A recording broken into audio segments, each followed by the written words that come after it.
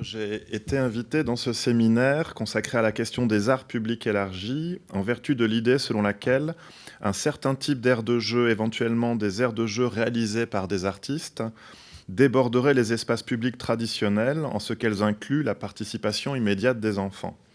Je me propose pourtant de tester l'hypothèse selon laquelle on ne peut penser d'aires de jeu dans le cadre des arts publics élargis, c'est-à-dire comme débordant des cadres institutionnels de l'art public, qu'à la condition d'inverser cette précédente approche. Ne peut-on considérer que les aires de jeu ne peuvent relever des arts publics élargis qu'à la condition de ne pas être confondues avec des œuvres d'art? L'hypothèse, c'est que une aire de jeu, si elle est prise pour une œuvre d'art, ce n'est que c'est forcément dans un contexte institutionnel. Donc en renversant la question, je me pose la question de savoir dans quelle mesure toutes les aires de jeu, quelles qu'en soient les formes ou l'état, relèveraient déjà des arts publics élargis. Donc dans ce cas-là, relèveraient de cette catégorie toutes les aires de jeu, même les plus simples, les plus communes et les moins artistiques au sens habituel du terme. En inversant cette approche, qui a été également la mienne, reposant sur le rapprochement entre œuvres d'art et aires de jeu par le biais de cette question des arts publics élargis, je souhaite aborder la question des facteurs d'identification artistique, question souvent qualifiée de question ontologique de l'art. Qu'est-ce qui fait art? Qu'est-ce qui fait œuvre d'art? Je souhaite aborder la question de façon non essentielle et considérer non pas les causes qui font qu'un objet aurait de façon indubitable et pérenne un statut artistique, mais plutôt les raisons pour lesquelles un objet peut être considéré comme tel. Donc là, je m'appuie sur la distinction entre cause et raison effectuée par Wittgenstein dans le cahier bleu.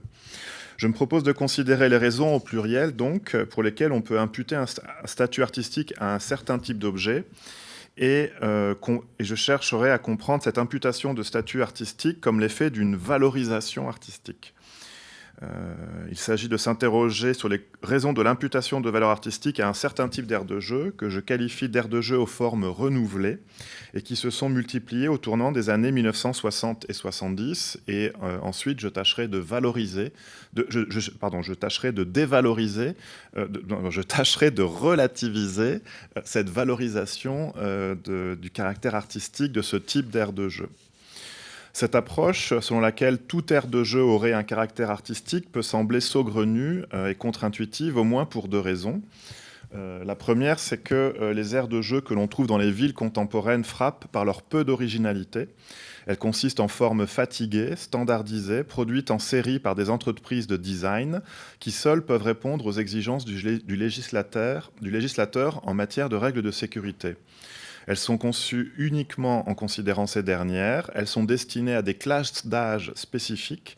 Elles sont conçues pour éviter accidents et chutes. Elles sont installées sur des sols mous et le degré de mollesse des sols est calculé en fonction du poids moyen des enfants qui les utilisent et du plus haut point duquel ils peuvent chuter.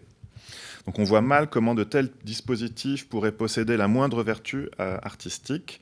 Et on pourrait voir dans les aires de jeu qu'on voit en ce moment, donc là c'est juste un Google Images, on pourrait voir dans ces dispositifs le retour des aires de jeu les plus anciennes, les plus classiques, les plus stéréotypées, qui consistent en bac à sable, c'est le sandbox, en ciseaux, c'est la balançoire à bascule, en swing, la balançoire, et en slides, en toboggan.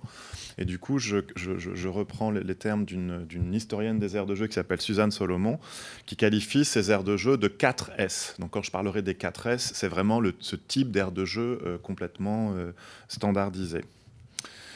Donc on pourrait penser justement que ces aires de jeu n'étant tellement pas artistiques, ne pourraient relever des aires publiques élargies que des aires de jeu qui relèveraient de l'exception. Et il peut sembler que c'est ce qui se passe actuellement. Comme je vous en parlais, il me semble qu'il y a un retour de l'aire de jeu en ce moment. On constate un regain d'intérêt pour les aires de jeu dans les villes contemporaines qui participent d'un intérêt nouveau pour la qualité de la vie. Quelques exemples d'aires de jeu qui sont en un certain sens admirables. La baleine de Nice, qui est réalisée par David Steinfeld. L'aire de jeu de Matali Crasset, qui est place de la Nation. Ou encore les projets de Olivier Vadreau, artiste et designer, qui ont été produits dans des cadres de commandes publiques ou de 1% pour des cours d'école, ou Ah, ben non, voilà. Où j'avais encore l'exemple de BASE, qui a fait des très belles aires de jeu, dont celle qui est au parc de Belleville.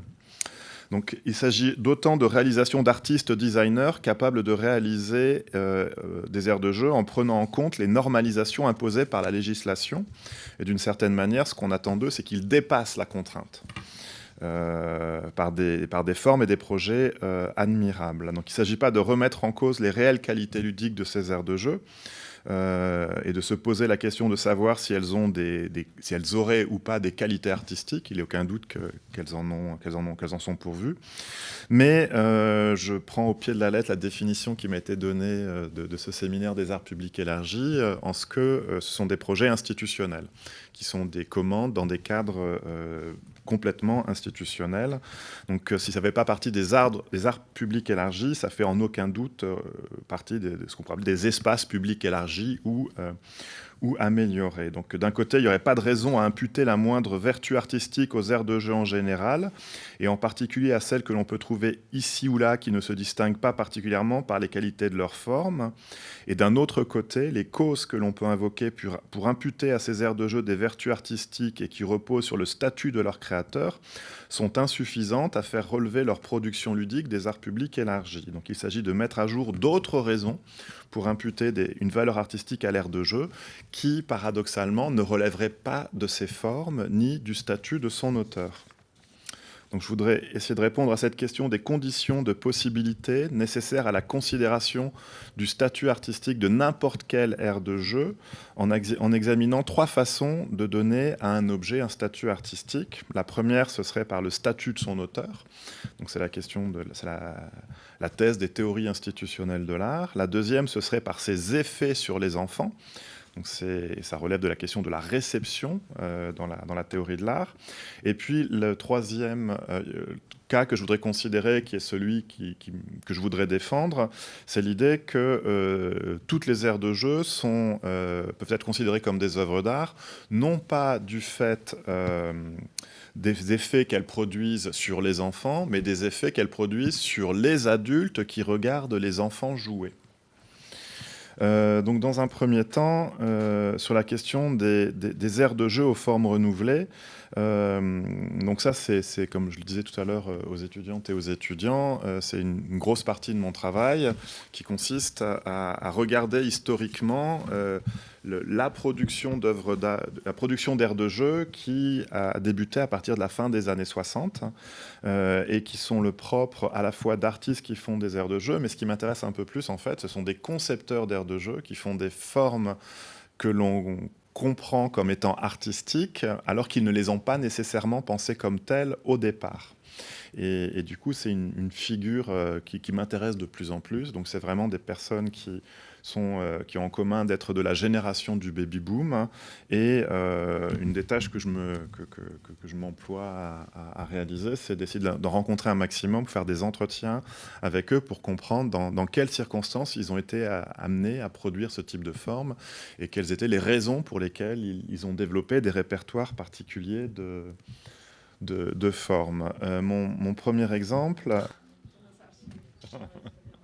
Juste, donc voilà, ce qui m'intéresse aussi, c'est la façon, c'est l'idée de voir par quel mécanisme elles ont été reconnues comme des œuvres d'art. Ça, c'est un processus qui a un nom qu'une sociologue de l'art, Roberta Shapiro, a qualifié de phénomène d'artification.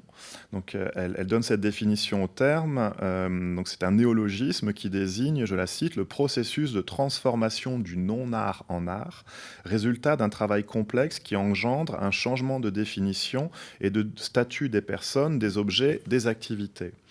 L'artification, nous explique-t-elle, c'est la résultante de l'ensemble des opérations pratiques et symboliques, organisationnelles et discursives, par lesquelles les acteurs s'accordent pour considérer un objet ou une activité comme de l'art, entre guillemets, qui n'a pas été produite en étant pensée comme relevant du champ artistique.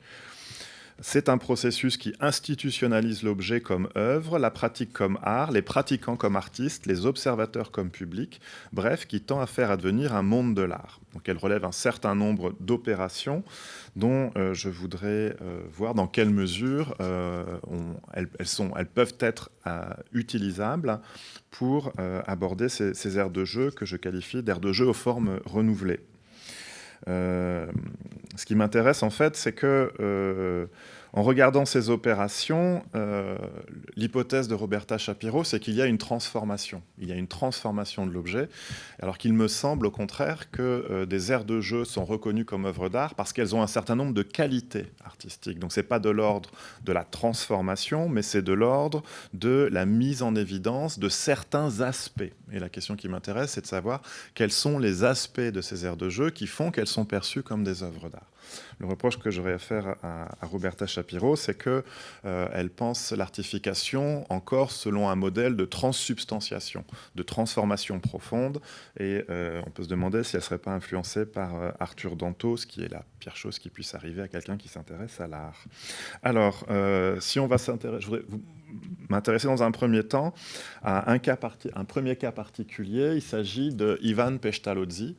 Alors, Ivan Pestalozzi, il est né en 1937. C'est un sculpteur zurichois, en Suisse alémanique, qui vit dans le Oberland zurichois et qui est un artiste autodidacte qui a mené sa carrière en dehors des réseaux marchands institutionnels consacrés de l'art contemporain, même s'il a toujours vécu de son travail d'artiste. Il se qualifie d'ingénieur inventeur. Il parle de sculpture-jeu plutôt que d'œuvre d'art.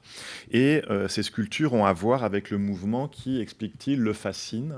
Donc en fait, j'aurais pu mettre une petite vidéo. Donc ça, c'est une sculpture qu'il a pu faire de un peu plus de 7-8 mètres de hauteur qui était installée à Zurich dans les années 80, qui n'existe plus. Et puis si vous allez chez lui, il a construit une maison, il a retapé un hangar dans lequel il a fait son propre musée. Et c'est que des aires de jeu, c'est que des œuvres d'art qui sont animées par des mécanismes. Et il a fait une seule aire de jeu de sa vie, qui a très bien marché. Et d'une certaine manière, elle a quasiment mieux marché que son travail artistique. Il s'agit de l'œuvre dont vous voyez, de l'aire de jeu dont vous voyez la maquette, qui s'appelle le Lotzi-Wurm. Alors, Wurm, donc c'est le ver de terre, et puis Lotzi, c'est Pestalozzi, donc c'est le ver de Pestalozzi. Donc c'est une aire de jeu qu'il a produit pour la première fois en 1970. En 1972, c'est une commande qui lui a été passée par un architecte qui voulait créer une sculpture qui aurait accompagné une résidence de logement, et l'idée c'était que chaque famille aurait un élément de la sculpture et que ensemble ils pouvaient assembler les éléments. Donc on lui a passé commande d'une sculpture participative qui n'avait pas de caractère ludique, et lui il a proposé l'objet que vous voyez en bas à gauche. Voilà le Lotzi-Wurm. Donc en fait, il a proposé un objet qui est un tube en plastique qui se retourne plusieurs fois sur lui-même avec un certain nombre d'entrées. Et puis, c'est une aire de jeu qui est toujours commercialisée par une entreprise et qui, dès le départ, a été beaucoup appréciée dans le monde de l'art. Elle a été utilisée en 1973 pour servir de terrain de jeu aux enfants des collectionneurs qui vont à Art Basel. Et puis, elle a été exposée également en 1980 à la Biennale de sculpture de Bienne. Donc, c'était une biennale de sculpture qui, dans les années 75-80, s'est ouverte aux formes de l'environnement. Donc, je vous lis le texte du catalogue de 1975, dans laquelle un des organisateurs de la manifestation explique que les environnements et les actions incluent des participants humains dans une structure qui n'est plus immuable, mais sujette à de perpétuelles transformations.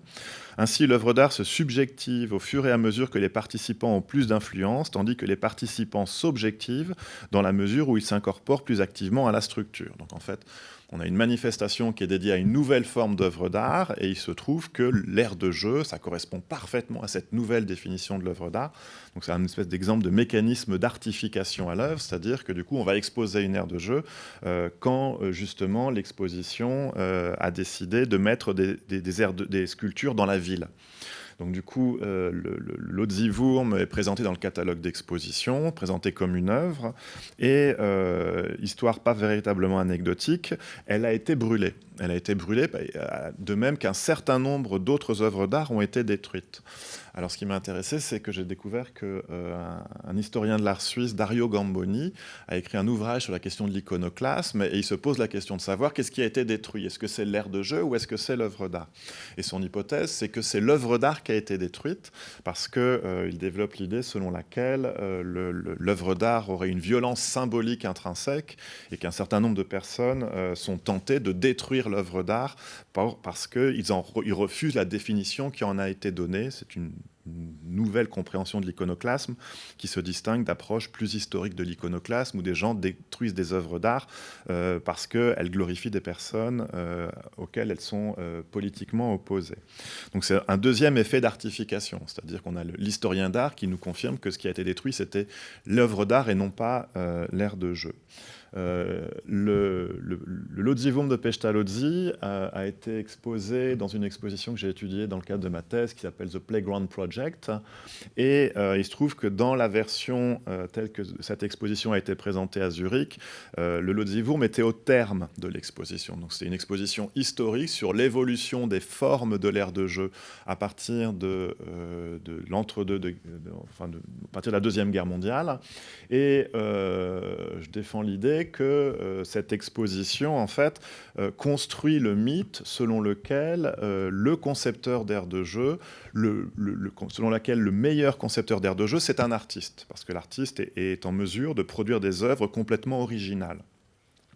Et c'est une impression que construit l'exposition, c'est un propos qui est intimé au spectateur, parce que au terme de l'exposition, l'espace d'exposition, c'est des espaces qu'on parcourt les uns après les autres, il y a cette aire de jeu qui est la seule aire de jeu avec laquelle les enfants peuvent jouer. Et du coup, il y a le fait que la commissaire ait mis cette aire de jeu à la fin, ça fait un effet de dramatisation. Alors moi, ça me l'a fait d'autant plus que quand j'ai visité l'exposition, il y avait une classe et ça hurlait dans tous les sens, ça sentait la transpiration, et il y avait plein de mômes qui couraient avec des chaussettes, avec des mômes en chaussettes qui couraient dans tous les sens. Donc du coup, ça a intimé au spectateur l'idée selon laquelle l'aire de jeu la plus réussie, c'est celle qui est conçue par un artiste. Donc voilà, ça c'est un premier exemple. Et l'ironie, c'est que que Ivan Pestalozzi ne la considère pas comme relevant de son travail. Il explique de son travail artistique. C'est une des choses qu'il a faites dans sa vie, mais ça ne relève pas de son œuvre artistique à part entière. Alors que c'est plutôt ce que le monde de l'art a retenu, puisque on pouvait, en l'été 2016, en trouver un exemplaire à la Fondation Luma à Arles. Donc voilà, c'est une première figure qui m'intéresse, comment cette figure mineure qui a fait une aire de jeu, en fait, a priori pour l'instant, à moins qu'on redécouvre son travail de sculpture, on se rappelle de lui pour cette aire de jeu. Je voudrais montrer un deuxième exemple de concepteur d'aire de jeu aux formes renouvelées, qui a commencé son travail dans les années 70, c'est Mitsuru Senda. Mitsuru Senda, c'est un concepteur d'aire de jeu très important au Japon, qui a réalisé beaucoup d'aires de jeu uniques. Donc il a fait un certain nombre d'aires de jeu qui ont été produites en série par des industriels, mais il est particulièrement connu pour avoir fait des aires de jeu uniques, et en particulier cette aire de jeu qui s'appelle Panel Tunnel, qu'il a fait en 1976, qui consiste en panneaux colorés dans lesquels des contreforts, enfin les panneaux sont évidés. Évidemment, ça rappelle le panneau de la maison traditionnelle japonaise. Et puis la forme d'évidement, ça peut rappeler les éléments à partir desquels on compose des kanji. Et Mitsuru Senda, c'est quelqu'un qui m'a beaucoup intéressé, que je suis allé interviewer au Japon, parce que c'est quelqu'un qui a été l'assistant des architectes métabolistes quand ils ont construit le parc Kodomo no Kuni. En banlieue de Tokyo, et c'est quelqu'un qui fait un espèce de lien entre ces architectes métabolistes. Il a croisé Noguchi qui a réalisé sa première aire de jeu dans le même parc, et puis c'est encore le concepteur le plus important au Japon. J'ai trouvé cette aire de jeu particulièrement belle, et elle m'a d'autant plus marqué que j'étais persuadé quand je suis allé le rencontrer qu'il avait été inspiré par des œuvres, par cette œuvre Gutai, qui est une œuvre qui est beaucoup plus ancienne, elle date de 1957, dans laquelle Saburo Murakami traverse un certain nombre de panneaux sur lesquels, qui ont été recouverts de papier recouvert d'or. Donc l'image est très connue, et quand j'avais vu le panel tunnel, j'étais persuadé qu'il avait été inspiré par cette œuvre. Et donc je suis allé le rencontrer, et il ne connaissait pas l'œuvre, il ne savait pas ce que c'était que Gutai, et n'y connaissait rien en art contemporain. Et du coup, ce qui m'intéresse aussi, c'est ce que je pourrais appeler cette ère de famille entre œuvres d'art et ère de jeu, parce qu'il y a un certain nombre de concepteurs d'ère de jeu dont j'étais persuadé qu'ils avaient été influencés par l'art contemporain, par l'art de leur temps, alors que ce n'était pas le cas. Des exemples, alors j'ai pas d'image, mais un autre exemple typique de ça, c'est Richard Dattner, qui a fait une aire de jeu qui s'appelle Adventure Playground à Central Park en 1967, qu'il a inauguré la même année qu'a eu lieu l'exposition Primary Structures au Jewish Museum, qui est l'exposition inaugurale du minimalisme, qui avait lieu à quelques blocs uniquement de son aire de jeu. C'était exactement le même matériau, les briques, on retrouvait les mêmes formes, mais il n'avait pas conscience, à l'époque, il ne savait pas ce que c'était que l'art minimal. Alors, il m'avait donné une explication qui m'a beaucoup satisfait. Il m'a dit « It was in the air ». Effectivement, l'idée que les formes sont dans l'air du temps et que les artistes, comme les concepteurs de jeux, vont les capter. Alors, le truc, c'est qu'ils ne captent pas n'importe quelle forme, bien évidemment. Donc, cette aire de jeu me plaisant tellement, je lui ai demandé l'autorisation de la reproduire quand j'ai eu l'opportunité de faire une exposition de retour pour présenter mes recherches au Japon. Et du coup, se sont posées un certain nombre de questions que j'ai pu expérimenter quant à la question de l'artification, puisque se posait la question de savoir si on refaisait une aire de jeu ou une œuvre d'art. La condition pour produire la pièce, c'était qu'elle soit acquise par le FRAC Grand Large Hauts-de-France à Dunkerque, qui était un partenaire de l'exposition et où l'exposition a été présentée après. Donc en fait, l'acquisition de la pièce permettait de la produire, parce que ça coûte assez cher. Donc ça avait un statut d'œuvre d'art, mais donc, du point de vue de l'œuvre d'art historique, on reproduisait un objet qui n'était pas considéré comme une aire de jeu au départ, qui n'était pas considéré comme une œuvre d'art, qui était une aire de jeu à part entière. Et puis, on voulait quand même que les enfants jouent avec. Et en fait, j'ai vérifié c'est quoi les conditions pour faire une aire de jeu contemporaine. Donc c'est à cette occasion que j'ai appris que si je voulais faire une aire de jeu, il aurait fallu enlever les montants, les croisillons noirs qui tiennent chaque panneau, parce que les enfants risquaient de se bloquer les pieds. Il aurait fallu mettre un sol, enfin ça triplait, voire ça quadruplait le coût de production de la pièce, qui était déjà très cher pour une exposition à un budget relativement à l'échelle d'un centre d'art de banlieue. Donc on s'est retrouvé à présenter l'œuvre d'art comme une aire de jeu. Donc du coup, on a eu des problèmes avec le directeur technique de la structure, qui lui, aire de jeu ou pas aire de jeu, ça posait des gros problèmes de sécurité. Donc en fait, on a réussi à faire valoir que c'était une œuvre d'art et que partant de là, personne ne devait s'approcher. Évidemment, ce qui était formidable, c'était quand les enfants allaient jouer avec, puisque c'est un aimant à enfants qui se précipitait pour traverser toutes les formes. Donc voilà, ça c'est un exemple d'artification. Ces deux exemples, entre l'exemple de Mitsuru Senda et l'exemple de Ivan Pestalozzi, ça semble conforter la théorie institutionnelle de l'art, selon laquelle c'est le contexte institutionnel qui fait l'œuvre. Dans les deux cas, effectivement, c'est le cadre muséal qui fait qu'on va valider l'existence de l'aire de jeu comme œuvre d'art, mais ça repose principalement, en fait, sur l'idée de rareté, sur l'idée que finalement ces objets sont des objets rares, et c'est de ça qu'ils vont tirer leur caractère exceptionnel. C'est ça aussi qui fait que c'est à la limite de cette question des arts publics élargis stricto sensu. Je voudrais parler d'un dernier exemple de concepteur d'aires de jeu, aux formes renouvelées. C'est la production des Simonet, à qui une exposition est dédiée en ce moment au Centre d'art Les Tanneries à Amélie. Allez-y, c'est un peu galère, hein, c'est 100 km en train et ensuite 5 km en stop ou à pied ou en taxi. Mais le lieu est magnifique et l'exposition est superbe. Les Simonet, c'est un couple d'architectes qui, en 1970, donc on est exactement à la même période que celle de Mitsuru Senda et celle de Ivan Pestalozzi, non pas au Japon, non pas en Suisse, mais en France. En 1970, ils font ces polymorphes à Port-Baccarès, qui est des sculptures dont ils constatent qu'elles ont un énorme succès auprès des enfants. Ils vivent très difficilement de leur travail de sculpteur et en fait, ils vont coucher ces sculptures et puis ils vont faire des aires de jeu. Et finalement, ils continuent à produire des aires de jeu. Ils ont 80 ans passés et vous pouvez leur commander une aire de jeu. Ils fabriquent tout chez eux, ils vous la livrent.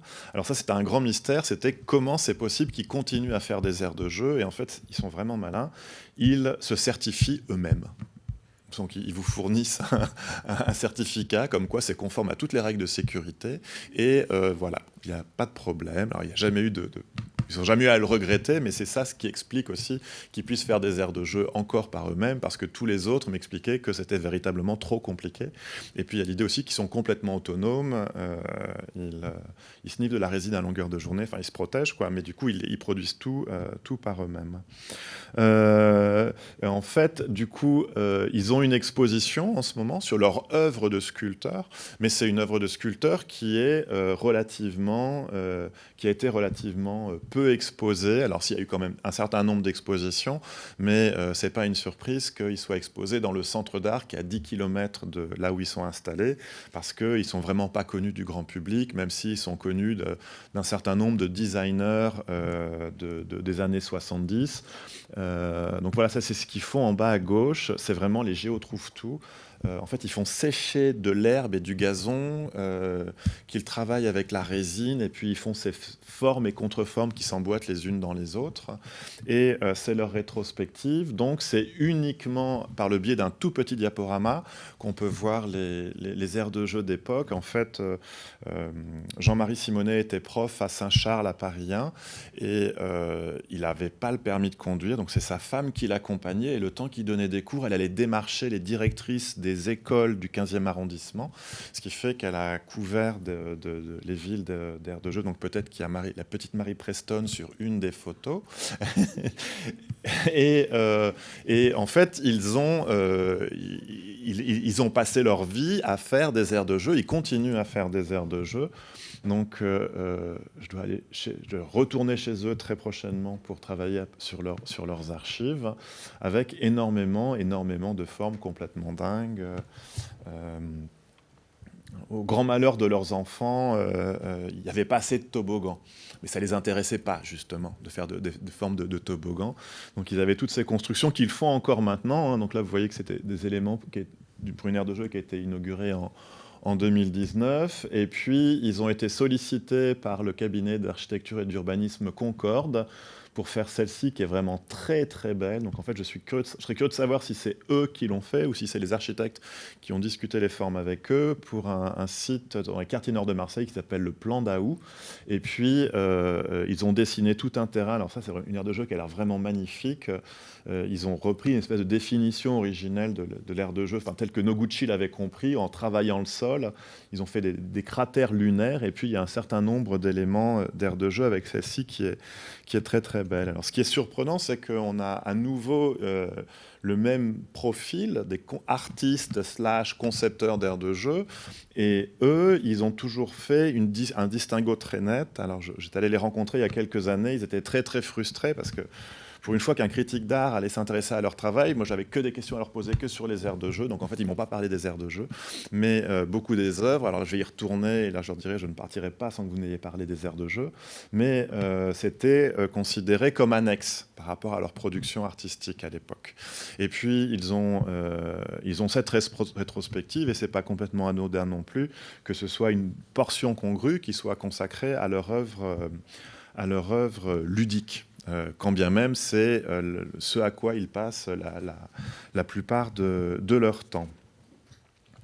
Donc, ce qui est intéressant, c'est que finalement, ces concepteurs d'aires de jeu ont réalisé beaucoup d'aires de jeu qui ne sont pas présentées dans leur exposition. Donc, peut-être que la quantité d'aires de jeu qu'ils ont réalisées vont faire qu'on sera moins amené à les penser comme des œuvres d'art, d'autant plus qu'il y en a dans toutes les écoles.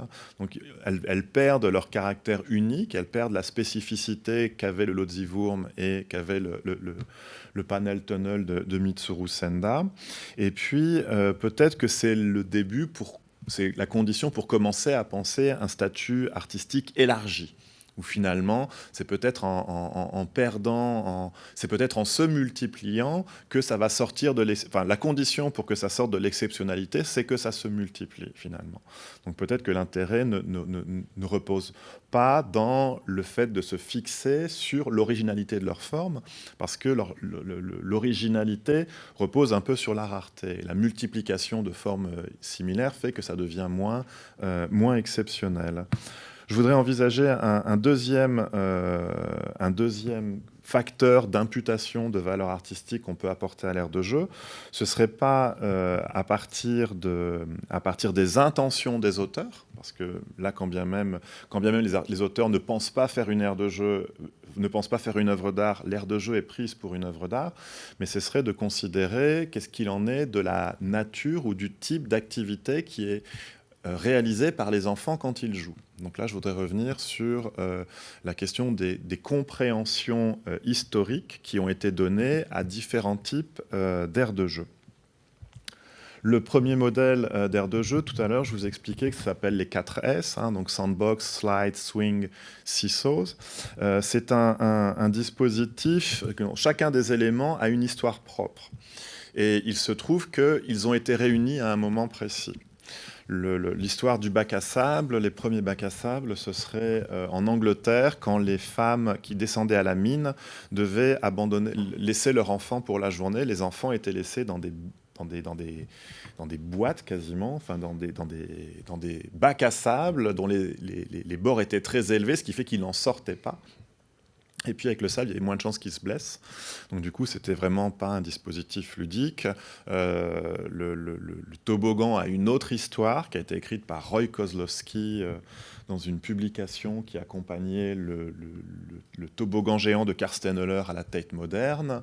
La balançoire a une autre histoire encore. Il se trouve que ces éléments ont été réunis par un certain nombre de personnes que j'appelle les pères fondateurs du playground. En fait, le dispositif, le playground, a été inventé par des sociétés, a été inventé et développé par des sociétés philanthropiques américaines entre New York, Boston et Chicago à la fin du 19e siècle, qui se posaient la question de savoir comment occuper les enfants qui mènent des vies dangereuses dans les rues et puis qui sont soumis à la pauvreté et puis qui maintiennent les spécificités de leur tradition familiale, alors que le but quand même ce serait d'avoir une espèce de creuset américain. Donc en fait, le playground américain, c'est... alors j'ai quelques images, voilà. Le playground américain, ce sont ces formes standards qui ensuite ont été développées. Alors ça, c'est des photos d'un catalogue que j'ai découvert à Kyoto, au Japon, d'une société qui était spécialisée dans le fer, qui avant-guerre faisait ces éléments d'aire de jeu.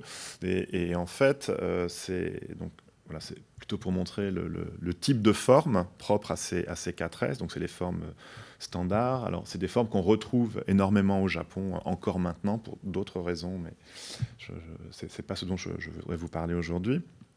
En fait, ces formes correspondent au playground, mais ça correspond en fait à un tout petit dispositif, parce que cette première version du playground était traduite terrain de jeu à l'époque. Ce n'est qu'en 1966 que le terme aire de jeu fait son entrée dans le dictionnaire de la langue française. Et le playground, qui était traduit à l'époque par terrain de jeu, c'est un dispositif beaucoup plus important, qui est un dispositif éducatif pris en charge par des sociétés philanthropiques, qui comprend terrain de sport, stade, gymnase, bibliothèque, piscine éventuellement, et une seule toute petite partie consiste dans le Little Children Playground, qui est une partie toute petite sur laquelle on va mettre les enfants qui ont moins de 7 ans. Le playground originel, c'est destiné pour les enfants qui ont moins de 7 ans. Et ce dispositif du playground a été inventé en vertu de théories scientifiques très précises. Donc là, je vous ai mis la première page, la page de garde, et puis le sommaire d'un des ouvrages publiés par c'est Henry Curtis, je crois que c'était Luther Gulick, Henry Curtis. Et en fait, ces sociétés philanthropiques avaient une compréhension très précise du jeu de l'enfant. L'idée, c'était... Donc, en fait, ils invoquaient 3 théories leur compréhension du jeu de l'enfant, c'était l'effet de 3 théories. La première théorie, c'est la première que vous voyez dans... donc, j'arrive pas à lire. Dans The Theory of...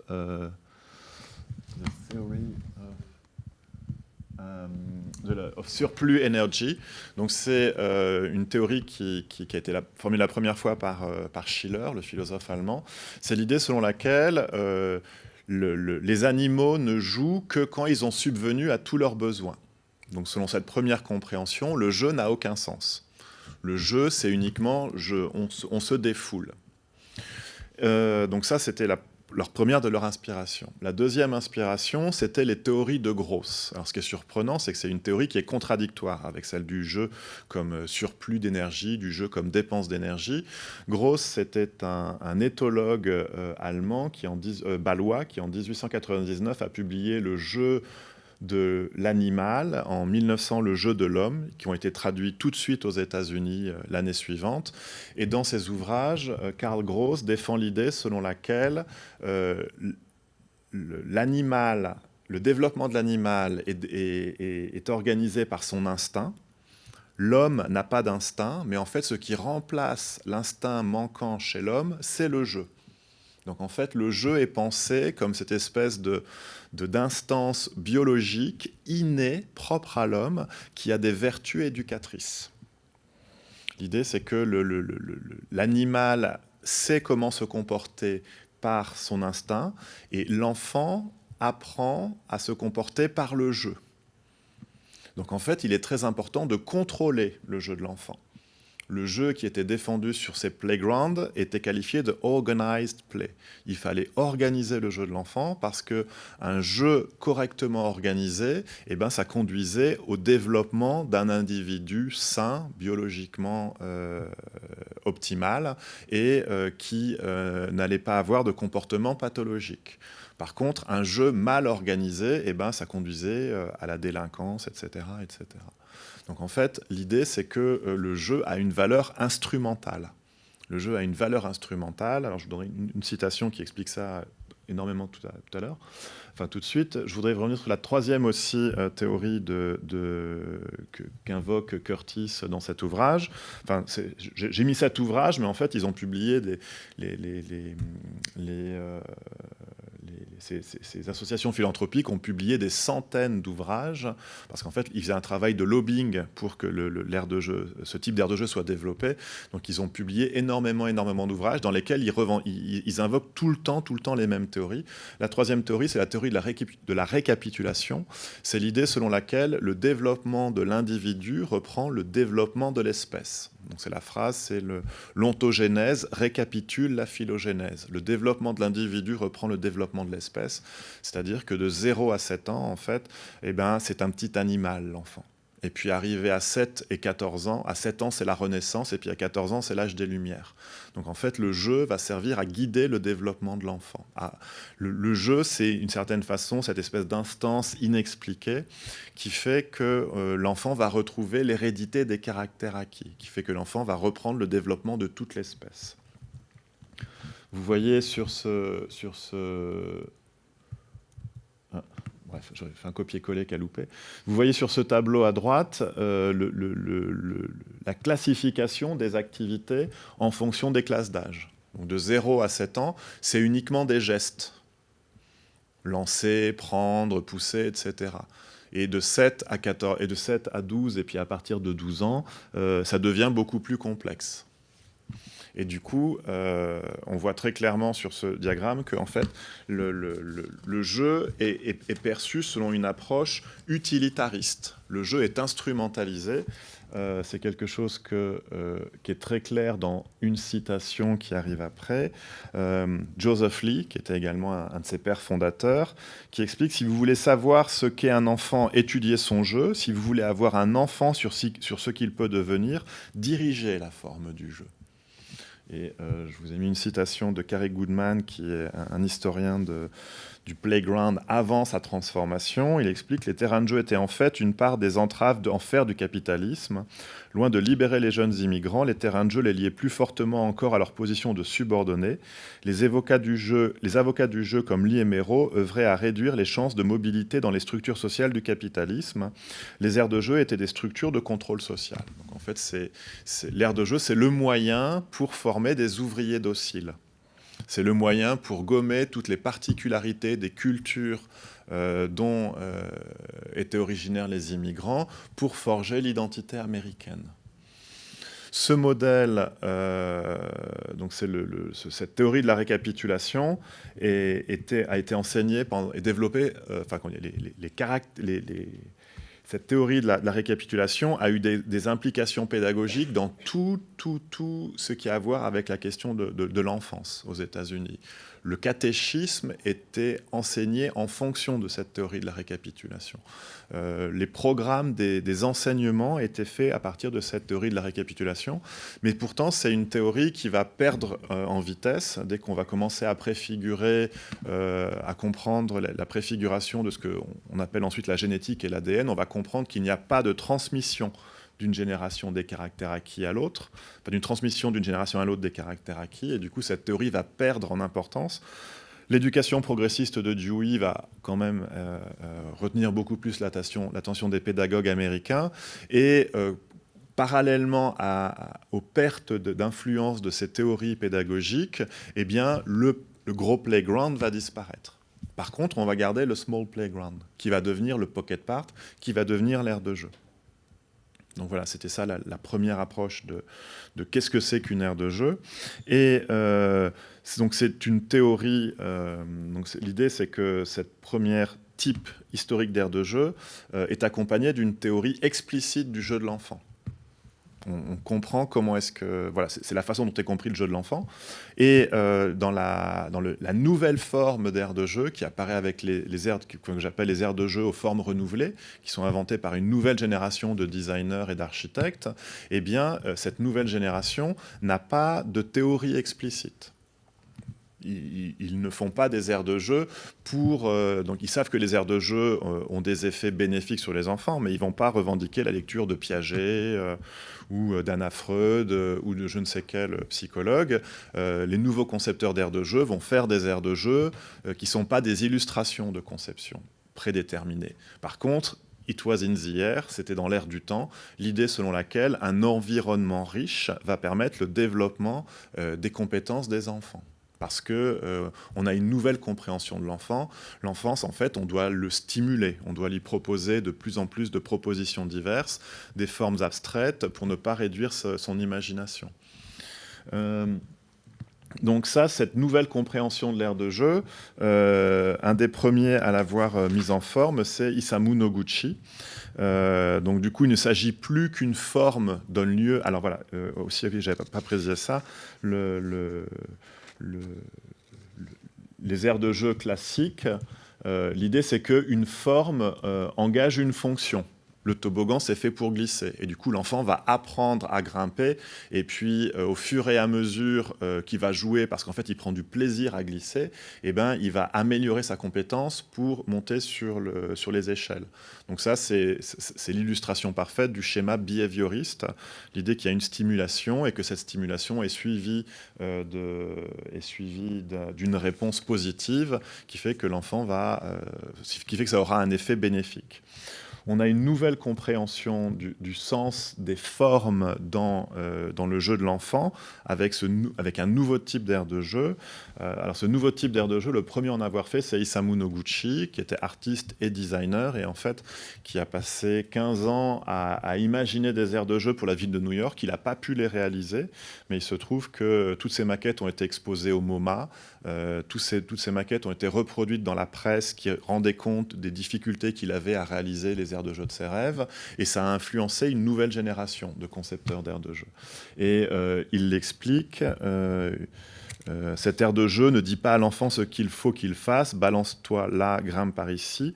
Elle devient l'endroit de mille et une explorations et de possibilités sans fin de jeux évolutifs. Donc en fait, il libère la compréhension de l'aire de jeu, du lien entre forme et fonction, et puis c'est l'idée que c'est le jeu de l'enfant qui va donner sens aux formes. Alors, il y a un concept psychologique auquel on peut recourir pour expliquer ça, mais que ne connaissaient pas forcément ces concepteurs d'aires de jeu à cette époque. C'est le concept d'affordance dont je vous parlais tout à l'heure, qui est développé notamment par James Gibson, et qui explique que l'affordance, c'est quelque chose qui renvoie à la fois à l'environnement et à l'animal d'une manière qu'aucun terme existant ne désigne. Ce terme implique la complémentarité de l'animal et de l'environnement. Et finalement, l'idée, c'est que l'affordance, en fait, ce sont des formes qui appellent des réactions de l'enfant, et le jeu de l'enfant est motivé par des formes sans être complètement déterminé. Et donc c'est vraiment le jeu de l'enfant qui va donner sens aux formes qui lui sont proposées. Donc du coup, il faut que ce soit des formes qui soient indéterminées, entre guillemets. Il faut que ce soit des formes, il faut des formes qui soient géométriques, abstraites, colorées, etc. Donc c'est des formes qui sont produites par des artistes à cette époque-là, au moment où se développe notamment l'art de la participation. Cette idée d'affordance, voilà, c'est l'idée que formulait Kurt Koffka. Une poignée veut être tournée, une marche invite un enfant de 2 ans à la grimper, à sauter, le chocolat veut être mangé, une montagne escaladée, etc. Les choses de notre environnement veulent à tout prix nous dire quoi faire avec elles. Alors ça, cette idée de l'affordance, l'idée c'est que c'est immédiat. Or, ce n'est pas complètement le cas pour l'enfant. L'enfant a des compétences limitées.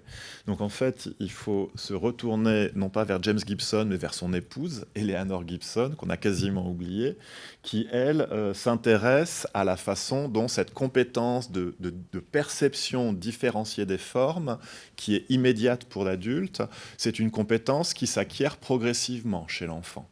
L'enfant ne réagit pas automatiquement aux formes et physiquement, de toute façon, il est limité. Donc c'est ce qu'elle appelle le perceptual learning, et c'est ce qu'elle explique en... Alors l'ouvrage a été... Oui, l'article date de 88, mais elle a développé l'idée dès aussi la fin des années 70, mais dans un article de 88, elle explique, regarder un enfant de 2 ans sur une aire de jeu est une révélation de son attention aux invites, aux affordances des choses, comme des balançoires, échelles, ponts et cordes. Et en 69, elle développe le concept de perceptual learning. C'est véritablement le concept que l'on peut invoquer pour expliquer les principes de composition des aires de jeu de ces concepteurs. Elle explique le concept d'apprentissage perceptif renvoie à l'augmentation des capacités d'extraire de l'information dans un environnement en tant que résultat d'une expérience et d'une pratique par des stimulations issues de celui-ci. On a une nouvelle compréhension du jeu. Finalement, le jeu, c'est le moment pendant lequel l'enfant acquiert les compétences de perception des formes et qu'il peut les vérifier par son jeu. Donc ça, c'est une nouvelle approche. C'est une nouvelle approche qui n'est pas thématisée en tant que telle par ces concepteurs d'aires de jeu, mais finalement, c'est ce qu'on va comprendre implicitement quand on regarde un enfant jouer sur une aire de jeu. Finalement, si on regarde un enfant jouer, automatiquement, on va voir à quel point le jeu est adapté aux formes du jeu. Il y a une espèce d'osmose, d'harmonie qui est véritablement très surprenante. Et une de mes hypothèses, ce serait que c'est la qualité du jeu de l'enfant sur ces aires de jeu aux formes renouvelées, que j'ai montré plus haut, qui serait la raison pour laquelle on leur confère une qualité artistique. Alors, je j'ai pas pensé, là, si je devais développer théoriquement ça, j'irais chercher Schiller, qui parle de la forme vivante, l'idée que finalement, ce qu'il appelle la beauté, quand on regarde une œuvre d'art, c'est que matière et forme s'épousent parfaitement. Et une de mes hypothèses, c'est que c'est ce qui se passe quand un enfant joue sur une aire de jeu. Le jeu de l'enfant, ou l'image du jeu de l'enfant, c'est une espèce d'harmonie retrouvée entre forme et matière, entre liberté et nécessité, entre liberté et limite, en fait. Et une de mes hypothèses, ce serait que finalement, la perception de ce jeu est une perception qualitative. C'est une perception qualitative ou c'est une perception que l'on va comprendre comme ça, en tout cas, que l'on va valoriser. Et ce qui fait que finalement, ce qui fait qu'on n'apprécie pas, ce qui fait qu'on va être tenté, enfin une de mes hypothèses pour lesquelles on pourrait penser que les aires de jeu relèvent des arts de jeu, que les aires de jeu relèvent des arts publics élargis, ce serait que finalement c'est la qualité du jeu qui est jouée dessus, que l'on apprécie. Et qu'il se trouve que ces qualités de jeu, on va les percevoir plus nettement sur des aires de jeu aux formes renouvelées. C'est quelque chose que je voudrais relativiser parce que finalement, ça suppose, enfin je commencerai à développer l'idée selon laquelle l'idée que le jeu sur des aires de jeu standards est un jeu peu original, c'est l'effet d'un préjugé. Donc il s'agit maintenant de s'intéresser à la question de qu'est-ce qu'il en est du jeu effectif de l'enfant sur une aire de jeu, indépendamment des intentions des concepteurs d'aires de jeu ou indépendamment des théories que l'on peut invoquer pour expliquer le jeu d'un enfant sur une aire de jeu, comment est-ce qu'on peut comprendre le jeu d'un enfant sur n'importe quelle aire de jeu? Alors ça, c'est un vrai challenge. Si vous avez des enfants et que vous allez avec eux sur une aire de jeu, si comme moi, vous n'avez pas d'enfants, mais que vous allez quand même sur une aire de jeu, alors quand je faisais ça à New York, j'avais plein de bouquins sur les aires de jeu, parce que les adultes seuls n'ont pas le droit d'aller sur une aire de jeu. Donc je veux dire, je ne suis pas un pédophile, je m'intéresse à la question des aires de jeu. Mais si vous allez regarder des enfants qui jouent sur une aire de jeu, c'est très très difficile d'avoir une espèce de compréhension générale, parce que les enfants, en fait, commencent un jeu, l'arrêtent, enfin c'est des arrêts, des reprises, et qualitativement, le jeu change en permanence. Alors je pensais que ce ne serait pas possible de trouver une explication du jeu de l'enfant, et Mitsuru Senda, en plus de faire des aires de jeu magnifiques au Japon, dont je fais croire que c'est des aires de jeu en France, que c'est des œuvres d'art en France, a formulé une théorie qui pour moi est complètement lumineuse. C'est ce qu'il appelle la théorie des phases du jeu. Et il met en évidence qu'il y aurait, enfin il émet l'hypothèse que moi je trouve très juste, selon laquelle il y aurait 3 phases dans le jeu de l'enfant: une phase fonctionnelle, une phase technique, une phase fonctionnelle et une phase sociale. Alors, j'ai mis une longue citation, ce qui le dit parfaitement. Donc, la première phase, appelée phase fonctionnelle, désigne celle où les enfants, en jouant, font l'expérience rudimentaire des fonctions assumées par l'équipement en question. S'il s'agit d'un toboggan, ils montent le petit escalier, s'asseyent, glissent. S'il s'agit d'une barre fixe, ils s'y pendent la tête en bas. À mesure que... Donc ça, c'est vraiment ce que j'expliquais du schéma behavioriste. Une forme est conçue pour une fonction. À mesure que cette phase se répète, les enfants passent progressivement à la phase technique. Ils ne se contentent plus de s'asseoir avant de s'élancer, mais imaginent d'autres façons de glisser en poussant avec les mains allongées ou la tête la première, et mettent au point des techniques de jeu plus élaborées. S'il s'agit d'une balançoire, ils se mettent debout en remuant de droite et de gauche. D'une barre fixe, ils font des tours après s'y être pendus, toujours mieux et plus vite que les autres, ou encore avec plus d'amplitude que les autres, de sorte que leurs progrès techniques deviennent en eux-mêmes l'objet du jeu. Donc ça, c'est ce qu'on peut appeler aussi le détournement du jeu. C'est quand l'enfant remonte à l'envers la rampe du toboggan. Lorsqu'ils dépassent ce stade, les enfants accèdent à la phase suivante, dite sociale, où ils inaugurent à partir de ce même module d'autres types de jeux. Ils jouent à chat perché sur le toboggan, dont la fonction originelle perd donc de son importance. Le toboggan, en tant que dispositif de jeu, devient la scène d'un jeu type jeu de loup qui concentre toute leur attention. Donc, en fait, il réussit à montrer 3 niveaux, 3 degrés de compétences ludiques des enfants qui sont graduelles et progressives, mais qui n'empêchent pas qu'elles soient réversibles. Et ce qui est intéressant, c'est qu'il ne va pas asservir sa compréhension du sens du jeu des enfants à un répertoire de formes. Ce qu'il explique finalement, c'est que même les aires de jeu technique, enfin, qui demande une fonction est associée à une forme, le jeu des enfants est le même, quelles que soient les formes d'aires de jeu. Donc ça, c'est une théorie qui m'intéresse énormément parce que ça va permettre de déhiérarchiser la hiérarchie implicite qui est faite à partir de la perception des formes des aires de jeu. Puisque finalement, elles n'influent pas sur le type de jeu que vont faire les enfants. Effectivement, sur une aire de jeu purement fonctionnelle, les enfants seront plus amenés à suivre les fonctions, mais ça ne veut pas dire qu'ils ne feront pas les autres types de jeux dessus. Donc du coup, ça permet de libérer ça permet de libérer l'appréciation esthétique d'une aire de jeu de ses seules formes qui seraient artistiques. Et mon hypothèse, c'est que la perception d'une aire de jeu comme œuvre d'art, c'est l'effet d'une valorisation différenciée qui, si on l'examine, ne relève pas seulement des formes originales renouvelées de l'aire de jeu, mais qui est due à la projection affective qui produit l'adulte. Finalement, on est moins amené à prendre une aire de jeu aux formes standards comme une œuvre d'art parce qu'on la juge négativement, tandis qu'une autre forme d'aire de jeu, on va la valoriser. Et qu'il y a il y a cette ambivalence entre valorisation et dévalorisation qui est l'effet d'une projection affective, qui n'est pas une qualité propre des formes. C'est une projection affective.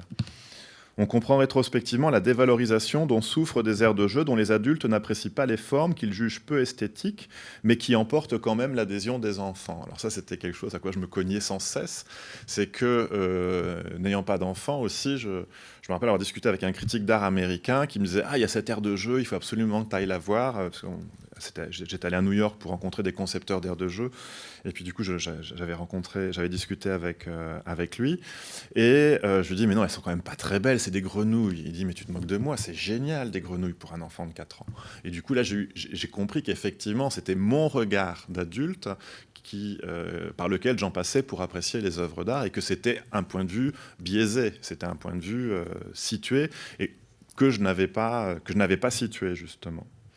Et du coup, la question, c'est comment comprendre de quoi relève ce type d'appréciation de l'aire de jeu. Et mon hypothèse, c'est que la connaissance de l'aire de jeu, à l'instar de celle de l'enfant, relèverait d'un type particulier de connaissance que le philosophe Georges Canguilhem a thématisé comme étant la connaissance de la vie. L'idée, c'est que l'objet de la connaissance est à ce point lié au sujet qu'il connaît qu'on ne saurait ignorer les valeurs qu'il y projette. Donc finalement, si je veux comprendre la façon dont les aires de jeu sont appréhendées par les adultes, il faut que je reconnaisse que finalement c'est l'effet d'une valorisation du fait de l'attachement de l'adulte à l'enfant ou du fait que l'enfant sera considéré comme infantile ou puéril. Les représentations de l'enfant et donc de l'aire de jeu sont du même ordre, elles sont des occasions de valorisation ou de dévalorisation. Donc en fait, il me semblerait qu'une approche de l'aire de jeu comme relevant des arts publics élargis, enfin, je me demande plutôt si une approche de l'aire de jeu comprise comme relevant des arts publics élargis ne devrait pas reposer sur la prise en compte des représentations qu'occasionne le jeu des enfants sur l'aire de jeu, sur le fait que ces représentations sont valorisées et que du coup, ces représentations ne sont pas forcément asservies à la question de la qualité de leur forme. Et que finalement, n'importe quelle aire de jeu, dans la mesure où un enfant peut jouer dessus, pourrait être apprécié comme une œuvre d'art pour la qualité du jeu de l'enfant, pour l'intérêt propre du jeu que l'enfant va mener dessus. Donc du coup, la nécessité d'une interrogation et d'une réflexion sur les raisons de la perception valorisée d'un certain type d'aire de jeu, qui peut être étendue et élargie à toutes les aires de jeu, puisque ce qui confère de ce point de vue un caractère artistique, un coefficient artistique à l'aire de jeu, c'est le jeu qui développe l'enfant et qui ne se modifie pas qualitativement en fonction des formes de l'aire de jeu. Alors du coup, la question, c'est comment comprendre ce caractère artistique du jeu de l'enfant. Enfin, c'est un véritable espèce de challenge conceptuel. Alors, on peut s'intéresser à la question des représentations d'un enfant qui joue. Soit ce sera considéré comme un moment d'anarchie ou un moment de démocratie ou comme un modèle politique, sur le fait qu'effectivement, c'est un lieu plutôt de concorde. C'est un lieu où les enfants vivent les uns avec les autres sans se foutre sur la tronche, parce que finalement, ils sont tout le temps occupés en permanence. Et il me semble qu'effectivement, le jeu des enfants sur une aire de jeu n'est pas conflictuel. Enfin, en tout cas, c'est pas le jeu le plus conflictuel des jeux d'enfants. Il me semble que, de ce point de vue-là, l'ère de jeu, eh bien, c'est l'image de l'émancipation. C'est une image d'émancipation. La question n'est pas de savoir si c'est l'occasion d'une émancipation, mais c'est l'image d'une émancipation de l'enfant, parce que on retrouve ce que je disais tout à l'heure, à savoir cette espèce d'union entre la nécessité et la liberté, entre l'improvisation du jeu de l'enfant et le fait que, quelles que soient les formes du jeu, ce sera le support de son jeu. Donc ça, c'est au niveau des représentations métaphoriques, mais ce qui m'intéresse plutôt, serait plutôt de développer une approche pragmatiste du jeu des enfants sur toute aire de jeu en m'appuyant sur John Dewey. Les conceptions de John Dewey dans l'art comme expérience me semblent très intéressantes parce que dans cet ouvrage, Dewey va distinguer l'artistique, qui désigne l'acte de production, de l'esthétique, qui désigne le moment de réception. Et du coup, en distinguant l'artistique, une chose qui est produite avec la volonté de faire une œuvre d'art, de l'esthétique, qui est la possibilité de percevoir quelque chose comme si c'était une œuvre d'art, ou en tout cas comme ayant un certain nombre de qualités qui sont affiliées à l'œuvre d'art, ça va libérer la possibilité de penser n'importe quelle aire de jeu comme relevant des arts publics élargis. John Dewey conditionne le statut d'œuvre d'art non pas seulement aux intentions qui ont motivé la production d'artefacts qualifiés comme tels, mais à la qualité de l'expérience en quoi leur production consiste et que perçoit son spectateur. Une expérience complexe, complète, unitaire, est faite d'une progression et de l'intégration des éléments qui la composent. Dewey nomme matériaux ces éléments constitutifs de l'expérience dont l'intégration et l'organisation, et au fur et à mesure du temps, constituent la valeur. Donc, ça me semble exactement, enfin, il me semble que ça peut recoller exactement qu'est-ce que c'est que le jeu d'un enfant sur une aire de jeu. Ça reprend, enfin, on pourrait adapter ça à la distinction que fait Mitsuru Senda, l'idée que finalement, le jeu d'un enfant, elle s'enrichit qualitativement au fur et à mesure du temps, au fur et à mesure que l'enfant maîtrise les éléments qui sont proposés à son jeu, au fur et à mesure que ses compétences s'améliorent, au fur et à mesure que son jeu, eh bien, se libère des formes tout en s'appuyant complètement sur elle. Alors, c'est ce qu'explique John Dewey, c'est cela, avoir une forme, une façon d'envisager, de sentir et de présenter le matériau de l'expérience de telle manière qu'il devienne plus facilement et plus efficacement le matériau de construction d'une expérience adéquate pour ceux qui n'ont pas le don du créateur original. Ça m'intéresse aussi parce que Dewey va penser une continuité directe entre l'expérience esthétique et ce qu'il appelle la matière brute de l'expérience. Et d'une certaine manière, l'ère de jeu, c'est le lieu où la matière brute de l'expérience va se retrouver raffinée. Alors, John Dewey emploie le terme de raffinement, c'est également le terme qu'emploie Duchamp dans le processus créatif quand il parle d'une expérience, quand il parle de la perception du spectateur qui doit faire la moitié du travail et que finalement le spectateur va raffiner la perception qu'il a de l'œuvre, c'est-à-dire la comprendre, la complexifier, l'enrichir et reconnaître à l'objet des qualités artistiques qui peuvent se distinguer de celles qui ont présidé à sa production par l'artiste. De ce point de vue, l'œuvre s'apparente au jeu, elle ne correspond plus à des réquisites qui la précèdent, mais à une expérience qui possède en elle-même sa propre justification, sa propre fin, son propre rythme. Elle est vécue, comme nous invite à le comprendre l'approche de John Dewey. Elle est l'occasion d'une activité auto-formatrice, d'une intensification de la vie. Et mon hypothèse, ce serait que c'est ce que l'on peut percevoir à travers le jeu de tous les enfants sur n'importe quelle aire de jeu, quelles qu'en soient ses formes, et ce serait à ces conditions que les aires de jeu relèveraient de ces arts publics élargis auxquels j'ai décidé de donner une définition qui m'arrangeait aussi, hein, mais qui soit la possibilité de penser à nouveau frais des dispositifs qui existent déjà. Donc du coup, le jeu de l'enfant possède ce que Dewey appelle les conditions formelles de la forme artistique, les plus difficiles à saisir, créer et même nommer. Il s'agit du rythme qui sous-tend tout phénomène d'ordre dans le changement. John Dewey considère que c'est une propriété essentielle de la forme par laquelle le matériau se déploie dans l'expérience jusqu'à son terme. Le jeu de l'enfant se déploie en effet en fonction de séquences plus ou moins longues, pendant lesquelles il répond à une invite, à une affordance de l'aire de jeu, avant de répondre à une autre au gré de ses configurations formelles, selon une progression qui ne semble hasardeuse et erratique que si l'on nommait la succession des points de focalisation de son activité ludique. Le jeu de l'enfant, en tant que processus temporel, devient, à l'instar du temps, principe d'organisation à l'œuvre au cœur du changement.